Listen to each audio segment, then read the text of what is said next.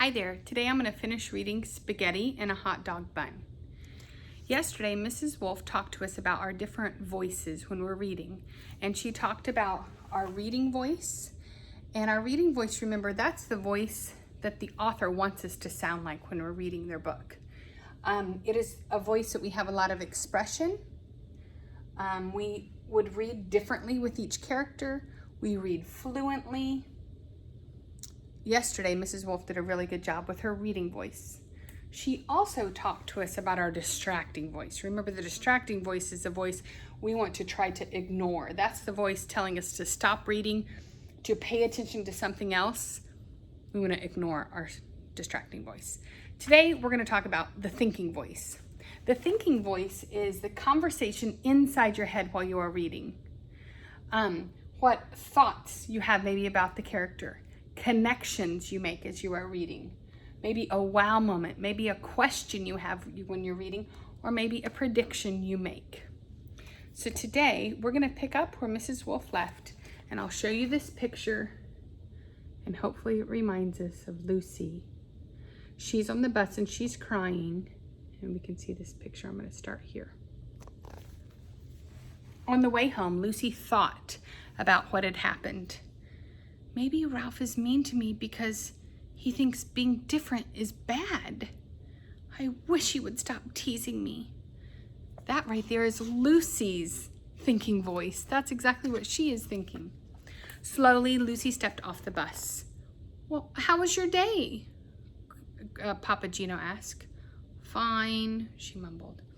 Papa reached over and pulled a crayon out of her hair. How did this happen? He asked. Lucy didn't say a word. Oh, my thinking voice is, say something, Lucy. That night, as Papa Gino tucked Lucy into bed, he asked, is everything all right at school? Lucy rolled over. He sat down and he whispered, always remember, if something's not right, we can work on fixing it together. It's not that easy, thought Lucy. How do I stop Ralph from teasing me? How can he have a heart and be so mean? Lucy had a hard time falling asleep, worrying what would happen tomorrow. Here's our pictures, and you know what, guys? I have a connection. This reminds me of our stress lesson. Lucy's not falling asleep because she's worried and stressed. And I would tell her, wait, one of the strategies we just learned was to talk to someone. The following day, Lucy was surprised to find Ralph leaving her alone. Until Lucy took the bag that Ralph had handed her. Inside were dog bones with a note that read, Lucy, Lucy eats stinky food that puts us in a big bad mood. Lucy, Lucy, hair shaped like a cone. Here's a treat for you, a yummy dog bone. That is so mean. The beating of Lucy's heart was so loud she knew everyone around her could hear it. Stop it! It hurts my feelings when you do this, Ralph, Lucy said. Please stop. Ralph turned and walked away. You guys, I'm so proud of Lucy. I'm thinking, wow, was she brave to say what she did. I'm also thinking Ralph was being a bully, and it is good that Lucy was standing up and telling him to stop. It was recess time, and Lucy played alone. She didn't want to tell her teacher about Ralph.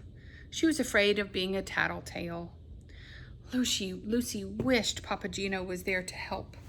What should I do? She asked herself over and over. The bell rang as recess ended. Help! Cried a child off in the distance. Tony yelled, Ralph got himself stuck at the top of the monkey bars. It's the funniest thing I've ever seen. Oh no.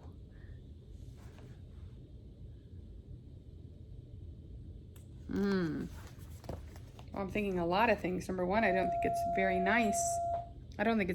The kids are laughing at Ralph. This is my chance. I'll go tell Ralph how mean he really is. M-E-A-N, mean. Lucy stomped off towards the monkey bars. Ooh, I can tell she's upset. When she reached Ralph, Lucy paused. She looked him in the eye and she said, "What you did was so mean." Standing before Ralph, Lucy could hear her papa's words. Ralph did have a heart with feelings. Oh, I love that she kind of paused and she thought what her papa had said.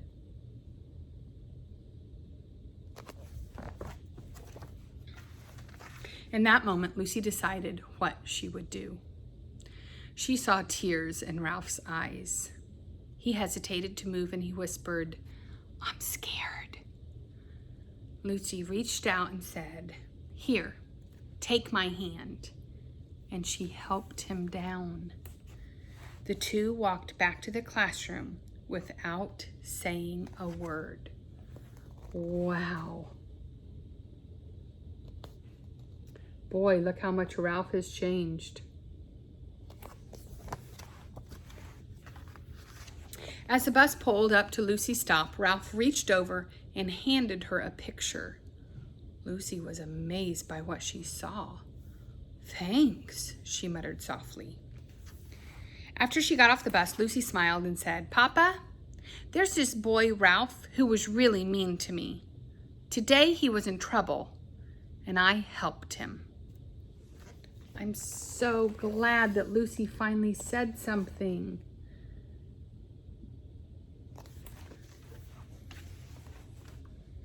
Papa Gino hugged Lucy and replied, "That took a lot of courage.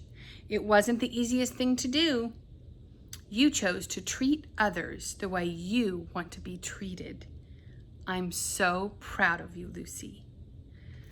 My thinking voice, when Papa said that, I remembered the chart that we made for our classroom that said, "In this classroom, we," and we listed all the things that we wanted in our classroom, and we said we wanted people to treat others the way they want to be treated, just like Lucy did. She'd fit in our classroom, wouldn't she? As they walked home, she asked him what was for dinner. When Papa Gino said spaghetti, Lucy knew immediately what she would have for lunch the next day. Her favorite sandwich, spaghetti and a hot dog bun.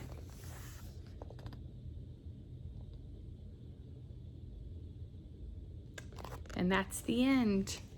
So today, when it's your time to read, we want you to keep working on this reading voice. Keep trying to sound the way the author wants you to sound.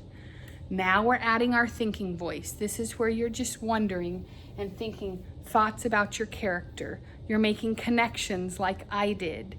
You may also be making predictions. What do you think is going to happen? And we want this distracting voice to stay away. Ignore our distracting voice.